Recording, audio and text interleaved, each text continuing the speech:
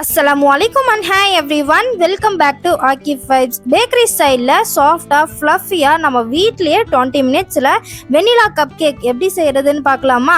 வீடியோக்குள்ள போறதுக்கு முன்னாடி இன்னும் நம்ம சேனலை சப்ஸ்கிரைப் பண்ணாம இருந்தீங்கன்னா சப்ஸ்கிரைப் பண்ணிக்கோங்க. அப்படியே பக்கத்துல இருக்க பெல் ஐகானை கிளிக் பண்ணிக்கோங்க. அப்பதான் நாங்க போடுற ஒவ்வொரு வீடியோஸோட நோட்டிபிகேஷனும் உங்களுக்கு வரும். வாங்க இப்ப வீடியோக்குள்ள போலாம். கப் கேக்குக்கு தேவையான இன்க்ரீடியன்ட்ல என்னென்னு பார்த்துடலாமா? 1 teaspoon baking soda, pinch of salt, 2 egg எடுத்திருக்கேன், 125 gram maida, 125 gram sugar, 2 tablespoon milk, vanilla essence, 125 gram butter எடுத்திருக்கேன். இப்போ வாங்க எப்படி செய்யலான்னு பார்க்கலாம். இப்போ ஒரு பவுலில் 125 கிராம் பட்டரை நல்லா பீட்டர் வச்சு நான் பீட் பண்ணி எடுத்துக்க போகிறேன், க்ரீமி டெக்ஸ்சர் வர வரைக்கும். நீங்கள் இதை ஹேண்ட் விஸ்க் வச்சோ இல்லை ஃபோக் வச்சோ நல்லா பீட் பண்ணி எடுத்துக்கலாம். பட்டர் நல்லா இந்த மாதிரி க்ரீமியாக வந்ததுக்கு அப்புறமா நெக்ஸ்ட் நம்ம எடுத்து வச்சிருக்க சுகரை இதில் ஆட் பண்ணிவிட்டு நல்லா பீட் பண்ணிக்கலாம். அப்பப்போ சைடெல்லாம் இந்த மாதிரி எடுத்து விட்டு பீட் பண்ணிக்கோங்க. இப்போது சுகரும் பட்டரும் நல்லா கலந்து வரணும். சுகர் நல்லா கரைஞ்சிருக்கணும். அந்த பதத்துக்கு நல்லா பீட் பண்ணி எடுத்துக்கலாம்.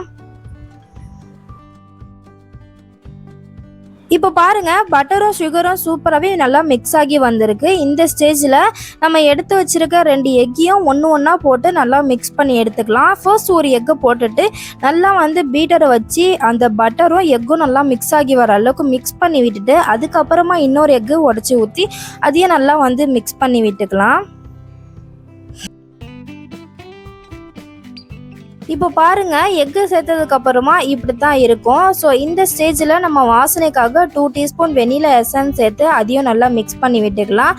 இப்போ வெனிலா எசன்ஸ் சேர்த்ததுக்கு அப்புறமா நம்ம ட்ரை இன்க்ரீடியன்ட்லாம் சேர்த்துடலாம். 125 கிராம் மைதா எடுத்திருக்கேன். அதை நல்லா சலிச்சிட்டு பாதியாக சேர்த்துக்கலாம். ஒரு ஹாஃப் இதில் சேர்த்துட்டு நெக்ஸ்ட் இதோட ஒரு 1 teaspoon baking powder, pinch of salt சேர்த்து நல்லா மிக்ஸ் பண்ணி விட்டுக்கலாம். இது நல்லா மிக்ஸ் ஆனதுக்கு அப்புறமா பேலன்ஸ் இருக்க மைதாவையும் சேர்த்துட்டு நல்லா மிக்ஸ் பண்ணி விட்டிங்கன்னா ஆல்மோஸ்ட் நம்ம கேக் பேட்டர் ரெடி ஆகிடுச்சு. ஸோ இப்போ இது எல்லாமே நல்லா மிக்ஸ் பண்ணி எடுத்ததுக்கு அப்புறமா பார்க்கலாம். ஸோ அவ்வளோதான். இப்போ சைடில் உள்ள எல்லாத்தையுமே எடுத்து விட்டுட்டா ட்ரை இன்க்ரீடியன்ட் சேர்த்ததுக்கு அப்புறமா இப்படி தான் இருக்கும். டெக்ஸ்சரு கொஞ்சம் கெட்டியாக தான் இருக்கும். கேக் பேட்டர் மாதிரி வாட்டரியாலாம் இருக்காது. ஸோ அவ்வளோதான். இப்போ லாஸ்ட் அண்ட் ஃபைனலாக ஒரு 2 டேபிள் ஸ்பூன் கிட்ட நம்ம காய்ச்சி ஆற வச்சின பால் எடுத்துக்கலாம். நீங்கள் கூலிங்காகவும் பச்சை பாலும் சேர்த்துடாதீங்க, காய்ச்சி ஆற வச்சின பால் எடுத்துக்கோங்க.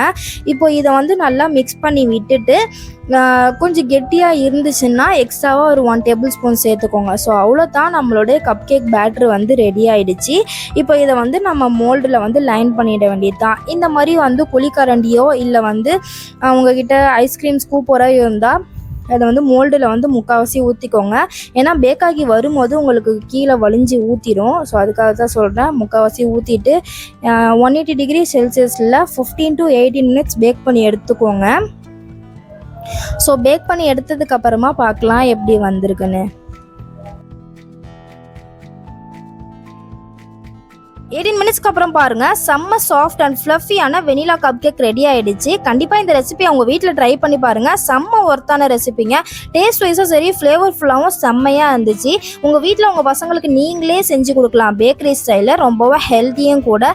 கண்டிப்பாக இந்த ரெசிபி அவங்க வீட்டில் ட்ரை பண்ணி பார்த்துட்டு எப்படி வந்துச்சுன்னு கமெண்ட் பண்ணுங்க. இந்த வீடியோ உங்களுக்கு பிடிச்சிருந்தா லைக் பண்ணுங்க.